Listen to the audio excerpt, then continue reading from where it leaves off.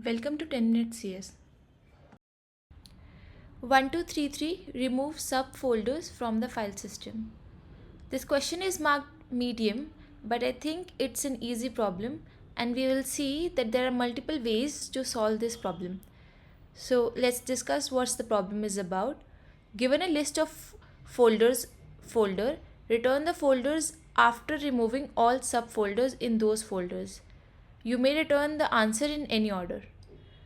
So if a folder I is located within another folder J, it is called a subfolder. So what does it means is, let's say we are given this as one of the folder. So this is a subfolder of A. But it is not a subfolder of B. So it is same as the file system that we use. The format of a path is one or more concatenated strings of the form with slashes followed by one or more lowercase English letters. So we are always given lowercase English letters, but a folder can be A or maybe AB or CD, anything. So it need not be a single character. For example, Leetcode problem are valid paths, but just a slash is not a valid path. So here this is a subfolder of our Leetcode folder. Let's look at the example. We are given an array of strings and we see that /A/B is a subfolder of A.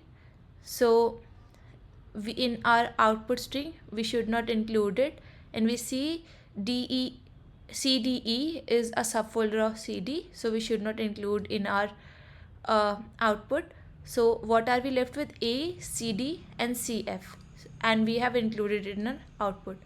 So similarly, what we just did, we can do to solve this problem. We can have a visited array, and there we can mark all those folders which are subfolders. And how will we mark it? We can run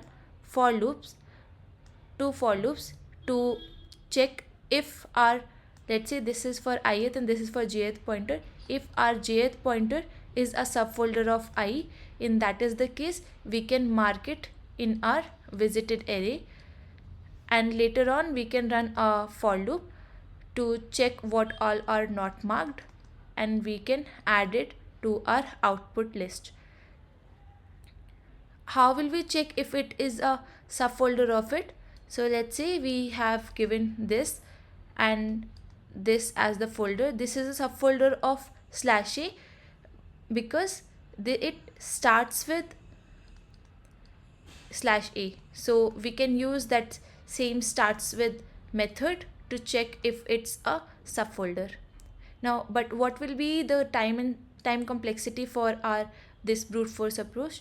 We are using ing and we are running two for loops, so this will be big O of n square, and we are using additional space which will be big O of n of space.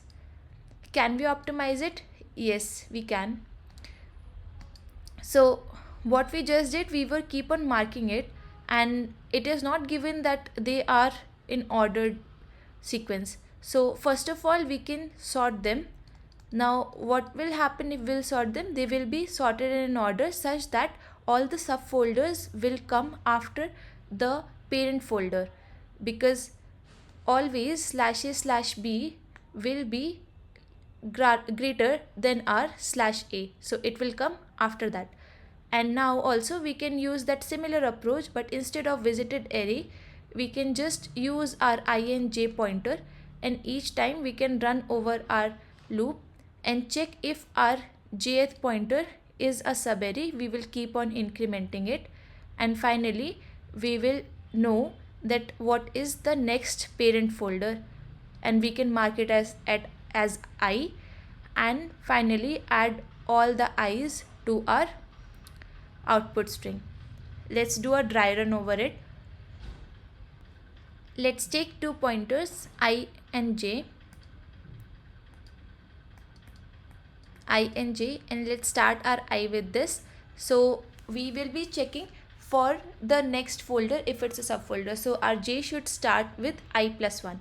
Our j will be starting from here, and we check that it starts with our ith, and we can mark it as our current folder. So our j starts with our current folder, right? But before marking it as current folder, we can include a additional slash in it. Why? Because let's say we are given /a and the next one will be /ab. It will say that it starts with /a, but it's not a subfolder of it. So we should add a slash that will be the next that will include the next subfolder. So that's why we will add a slash to it and then check for the starts with.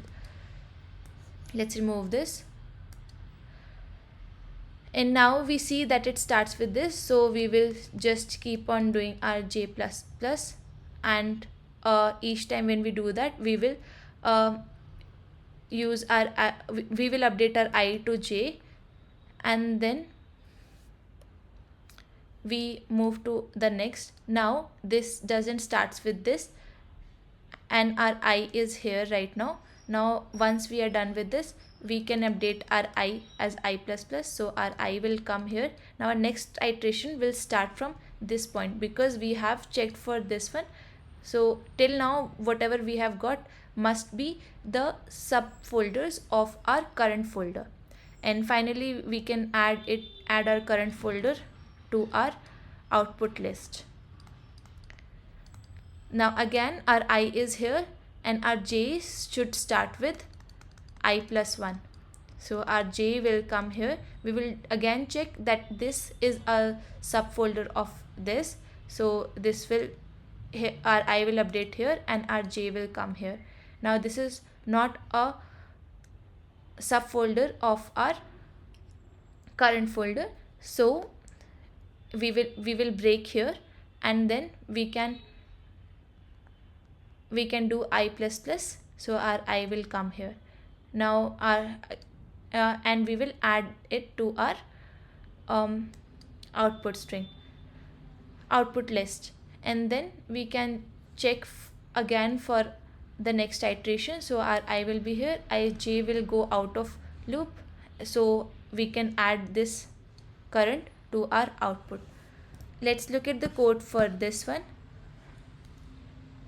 First we will sort it, and then we will have our ans list, which will be our output, and we are checking for I0 till the folder length, and we will have our current folder. We will add a slash to it to check for the next subfolders, and we will iterate from I+1 till the length n, and we will check if our jth folder is a subfolder of our current folder. In that case we will update our I, else we will break.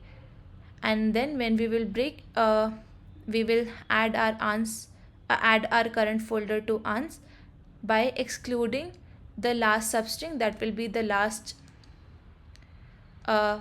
slash. So only current folder substring from 0th to excluding this will be added to our ans. Or you can have another string as str, and you can simply add it to our ans.add str. So what will be the time complexity for this one? If you notice, in these two loops we are actually each time we will be updating our I with our j, so we will be just covering each element once. So this will be big O of n. But for checking if our jth folder starts with the current folder, we have to check over the characters of the folder. So let's say if there are m characters in each string of our folder, so this will be overall n cross m. And here we are using n log n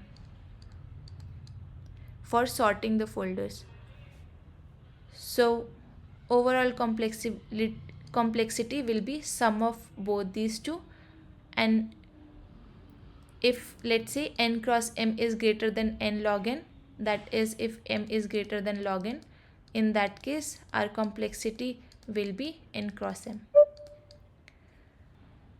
Another way of doing same is we can again have I and j pointers, but this time we will see the if our jth pointer is a subfolder of the previous element. So instead of having another I pointer, we will just check if it is a subfolder of our previous element. In that case, we should not add this. So what is the case left if our output is empty? That is, we do not have a previous element to compare it with, so we can add it. Else, for each one we will check if it is not a subfolder, then we can add it. So in this case, if our j is here, it is a subfolder, so our j will move to next one. Now this is not a subfolder of this, so we can add it to our output string. Now our j will move to next one. It is a subfolder of it, we should not add it. Then we can go to the next j. We see that it is not a subfolder, so we can add it. So we have got in our output all the strings which are not subfolders. For this also we are iterating just once, so it will be we will have a for loop of n, but for checking if it starts with, it will include the checking for each of the character in that folder. That will be let's take it as m size, so that will also be n cross m. And for sorting, we will again take n log n time. Let's look at the code for this one also. So this one is pretty simple. We just sort the folder, we have our resultant list, and we check if the directories for each directory in the folder, if our resultant is empty, that is we do not have a previous folder to compare it with, then we can add it. Or if it doesn't starts with the previous character plus our slash symbol, same reasoning as the previous one for this also, then we can add it to our resultant. There is another way to solve this problem, which is using try. Just to keep this video short, I am adding the link to the try explanation in the description. Please check that also. Thank you for watching.